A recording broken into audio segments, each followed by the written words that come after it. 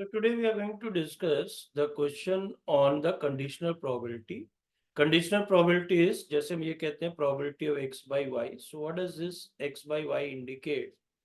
कि what is the chance कि x will occur when y has occurred. इसका अगर हमारा y हो चुका है, y हो चुका है, इनडायरेक्टली हम ये कह रहे हैं कि अब हमारा सैंपल स्पेस y है, तो x के होने के क्या चांस है. Is that clear? So given this as well as कि हमारा x हो चुका है, y के होने के क्या चांस है, दैट इज 5/6. ये भी हमें दिया हुआ है and then we need to find out these different probabilities. So अब हम लोग इसको करेंगे using the simple Venn diagram. So let me draw the Venn diagram. Let us say this is the sample space what we have, जिसकी की probability is equal to 1 होती है, the probability of sample space. अब हम दो event ले लेते हैं, एक हमारा x1 है और एक इवेंट हमारा x है और एक y है. Let us say these are the events. This is x, this is y. और जो रीजन x और y दोनों के बाहर है, that is neither x nor y, is let us say उसकी probability x1 है. देन ओनली x की प्रोबेबिलिटी x2 है, x और y दोनों की कंबाइंड प्रोबेबिलिटी x3 है, ओनली y की प्रोबेबिलिटी x4 है. ये है.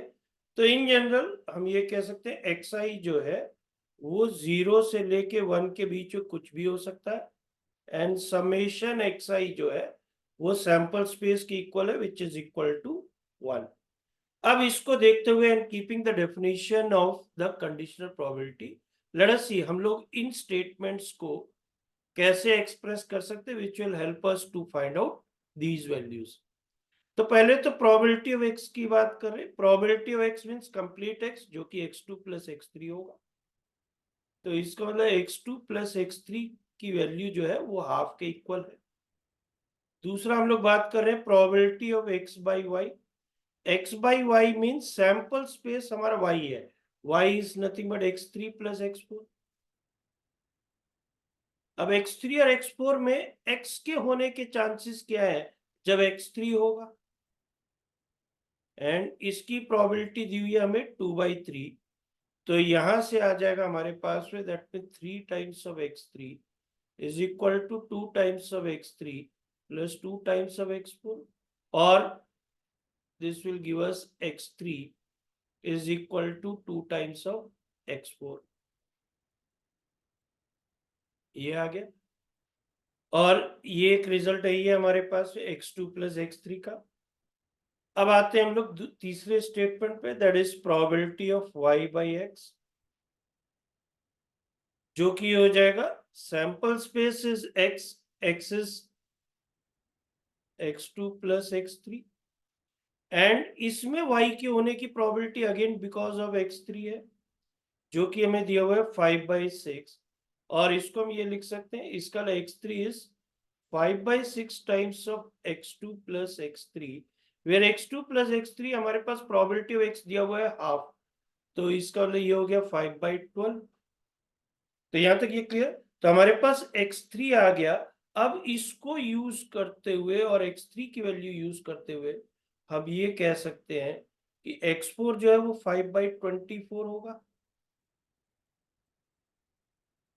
तो अब हमें x4 की वैल्यू मालूम चल गई. x4 की वैल्यू है 5/24. x3 की वैल्यू है, let me right it here, ये है 5/12. तो x3 की वैल्यू 5/12 है. तो अब हम x2 की वैल्यू फाइंड आउट कर लेते हैं जो कि 1/2 माइनस x3 है जो कि 5/12 है. तो this is nothing but 6 minus 5/12 और हो गया 1/12. तो x1 की वैल्यू होगी 1/12. अब हम लोग ये फाइंड आउट कर लेते हैं. तो प्रोबेबिलिटी ऑफ y, पहले हम लोग इसको देख लेते हैं. First, probability of y is nothing but x3 plus x4. हमें ये चाहिए. इसको आप चाहें तो ऐसे भी लिख सकते हैं, this is 3/2 times of x3 जो कि हो गया 3/2 इंटू x3 की प्रोबेबिलिटी है 5/12. तो which is nothing but 5 by probability of y will turn out to be equal to x3 plus x4 is this, तो ये आ गया विच इज 5/8, ये हो गया। अब आते हैं हम लोग बी पे, that is probability of x intersection y। Again this is very simple, x intersection y is x3 जो कि 5/12 है।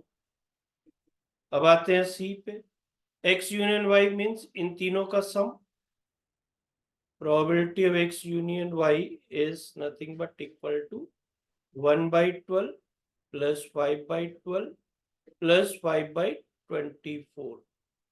तो अगर हम 24 कर दें सभी को तो ये हो जाएगा 2 + 10 + 5/24 which is equal to 17/24, ये हो गया।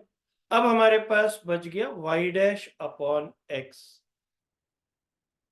तो probability of non occurrence of y जब x हो चुका है, x हो चुका है means x2 + x3 in the denominator, और हमारे y डैश मींस y के नहीं होने का रीजन x2 और x3 में x2 की वजह से होगा, तो ये हो गया 1/12 डिवाइड बाई 1/2, क्योंकि x2 + x3 तो 1/2 और x2 1/12 है, which is nothing but 1/6. So this is how we can find out the different probabilities using the Venn diagram. Okay.